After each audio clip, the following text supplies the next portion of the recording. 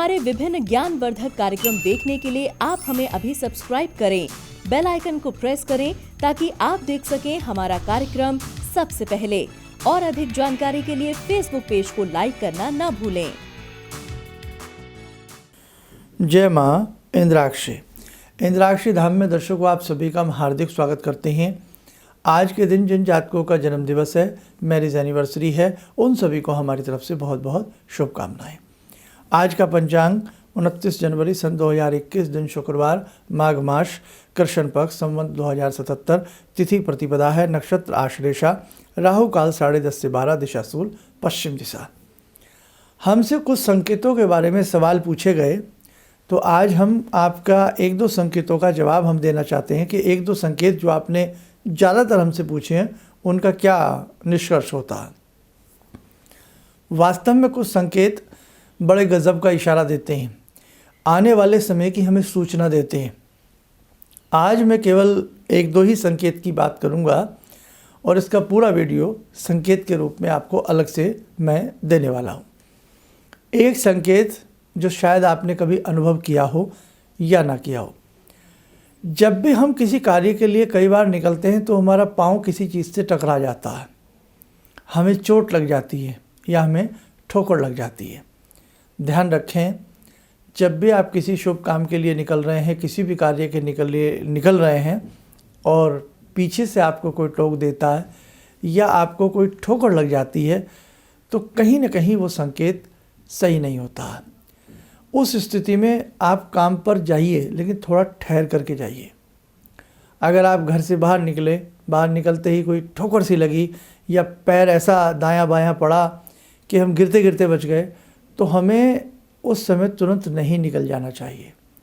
हमें वापस घर में आना चाहिए, बैठना चाहिए, थोड़ा जल पीना चाहिए और अपने प्रभु का स्मरण करके तब हमें निकलना चाहिए, यदि बहुत आवश्यक है तो।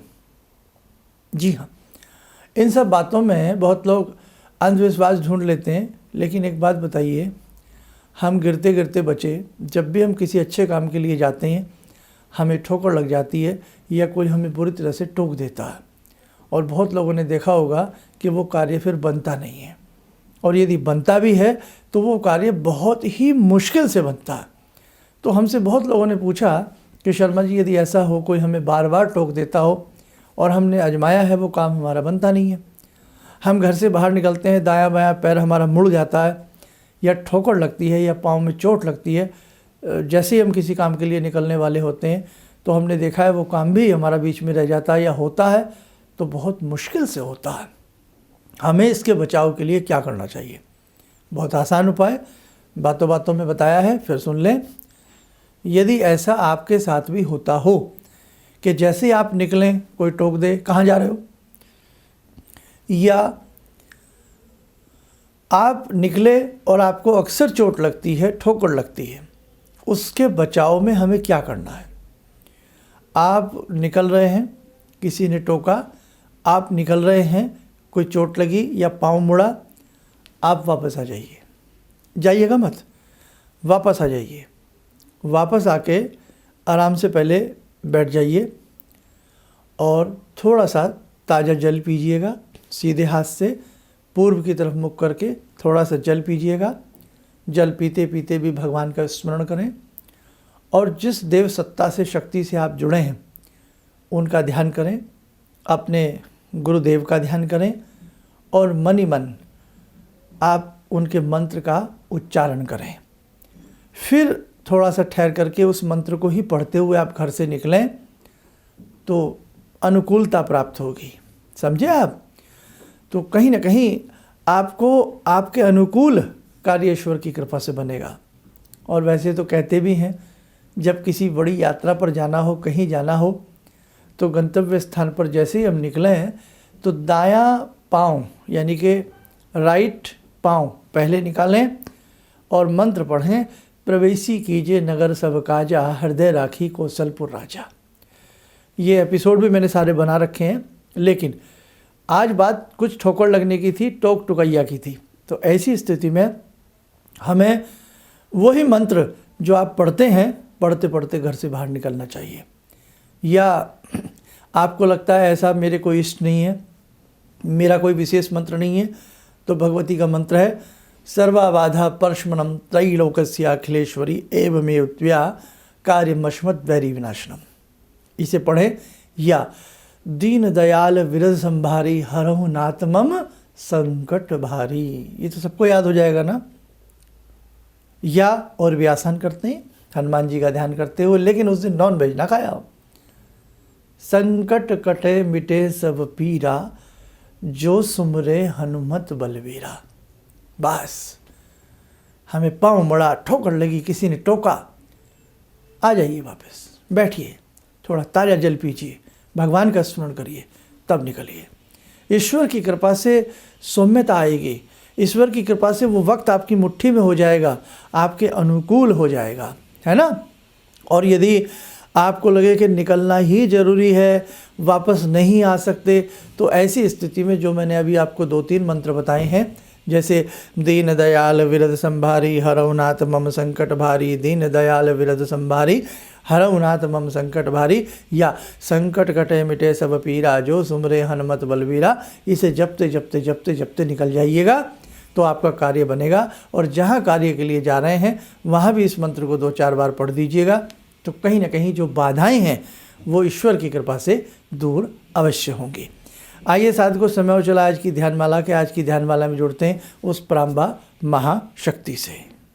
ॐ सिन्दूरारुणविग्रहां त्रिनयनां माणिक्यमूलस्फुरात् स्तारानायकशेखरं स्मितमुखी भापेन वक्षोरुवां पाणिभ्यामलपूर्णरत्नचषकां रत्नोत्परां बिभ्रति सौम्यां रत्नगटस्थरक्तचरणां ध्यायेत् पराम् अम्बिकां खड्गं चक्रगदेषु चापपरिगान् शूलम्बुशुण्डिं शिरा शङ्खं समदधतीं करे स्त्रीनयनां सर्वाङ्गभूषावृतां नीलासमद्युतिमास्य पाददशकां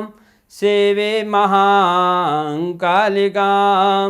यामास्तो स्वपितैहरो कमलजो हन्तुं मधुं कैटवं विद्युद्दामसमप्रभां मृगपते स्कन्दस्थितां भीषणां कन्या विहकरवालखेटविलसा धस्ताविरासेवितां हस्तैश्चक्रगदाशिखेटविशिखां चापं गुणं तर्जनीं विप्राणामलिलात्मिकां शशिधरां दुर्गां त्रिनेत्रां भजे। कवच बना लें, भगवती का आशीर्वाद हम सबके ऊपर बरस रहा है।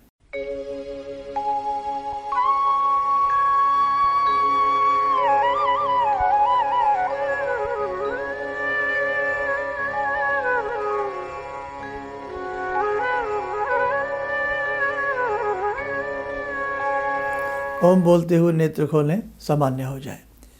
देखो साधकों, छोटी छोटी बातें, कई बार छोटी छोटी बातों के ऊपर बहुत बड़े मन में विचार आ जाते हैं, बहुत बड़ा मन में वहम हो जाता है। तो आपको किसी भी तरह से डरना नहीं है, किसी भी तरह का कोई वहम नहीं करना है। बस कुछ ना कुछ अपने परमात्मा को याद कीजिए। और ऐसा कोई व्यक्ति नहीं है, कोई भी किसी भी समुदाय से जुड़ा हो, किसी भी प्रांत से हो, किसी भी देश से हो, किसी भी जलवायु से जुड़ा हुआ व्यक्ति क्यों ना हो, सबकी अपनी अपनी मानने की आस्थाएं होती हैं। कोई सितारों को मानता है, कोई आकाश को मानता है, कोई जल को मानता है, कोई वनस्पति को मानता है ना। तो कोई निराकार को मानता है, कोई आकार को मानता है, कोई साकार को मानता है। तो मानते तो सब है अपनी अपनी जगह। बस जिस शक्ति को भी आप मानते हैं, उस शक्ति को हमेशा मानते रहिए, हमेशा उससे जुड़े रहिए। जीवन में कभी टोटा नहीं आएगा। अपने बड़ों की सेवा करती रहिए, है ना, अपना स्नेह लुटाते रहिए। आपके जीवन में बाहर ही बाहर आएगी। और अब हमारे वो प्रिय साधक, हमारे प्रिय वो शिष्य जो बहुत उत्सुक हैं हमसे मिलने के लिए और जुड़ने के लिए, सारा कार्य संपूर्ण हो चुका है। बस शायद अब 1-2 रोज़ में आप सबके पास हमारे संदेश, मैसेज इंद्राक्षी धाम के नाम से आएंगे। ध्यान रखना, जो गुरु दीक्षा वाले लोग थे तो उसमें इंद्राक्षी धाम का लोगो हमारा दिखेगा आपको, और उसमें इंद्राक्षी धाम से व्हाट्सएप पर हम आप सबको अब जोड़ना प्रारंभ सबको कर दिया गया है। और बहुत शीघ्र 1-2 रोज़ में आपके पास पहले संदेश आएगा, मैसेज आएगा। जब मैसेज आ जाए तो आप अपनी तरफ से उधर से जय माँ इंद्राक्षी, प्रणाम, जो भी आप लिखना चाहें उसे लिख करके भेजें, ताकि हमें भी रहे कि हाँ भाई ये नंबर आपका ऑन है, चल रहा है। और फिर गुरु दीक्षा का सिलसिला अब हम प्रारंभ कर रहे हैं। इन्हीं शब्दों के साथ हम अपनी वाणी को विराम देते हैं। जय माँ इंद्राक्षी। जहाँ तक मेरा व्यक्तिगत अनुभव रहा है, मैं फर्श पर पढ़ा था, आज गुरुजी की कृपा से अर्श पर हूँ। गुरुजी ने एक मंत्र जब पहली बार मिला था तो मैं ऐसी परिस्थिति में गिरा हुआ था कि मेरे को ये लगता था कि मैं जिधर भी जाऊँ मेरे तरफ एक तरफ कुआं एक तरफ खाई वाली स्थिति मेरे साथ थी। और गुरुजी ने वहाँ उस वक्त तो मेरे को 2 मंत्र दिया कि इसका आप पाठ शुरू करो, और 2 दान की सामग्री बताई थी, और उसको मैंने शुरू किया। और उसके बाद से उस वक्त से लेकर आज तक मैं फिर जिस स्थिति में था वो पीछे मुड़कर मैंने नहीं देखा। किसी भी समस्या के समाधान के लिए मिले प्रसिद्ध हस्तरेखा एवं वास्तु विशेषज्ञ प्रोफेसर धर्मेंद्र शर्मा जी से। नोट: शिविर में भाग लेने हेतु एवं व्यक्तिगत रूप से मिलने के लिए कॉल करने का समय सुबह 10 बजे से शाम 6 बजे तक। हमारे विभिन्न ज्ञानवर्धक कार्यक्रम देखने के लिए आप हमें अभी सब्सक्राइब करें, बेल आइकन को प्रेस करें ताकि आप देख सकें हमारा कार्यक्रम सबसे पहले।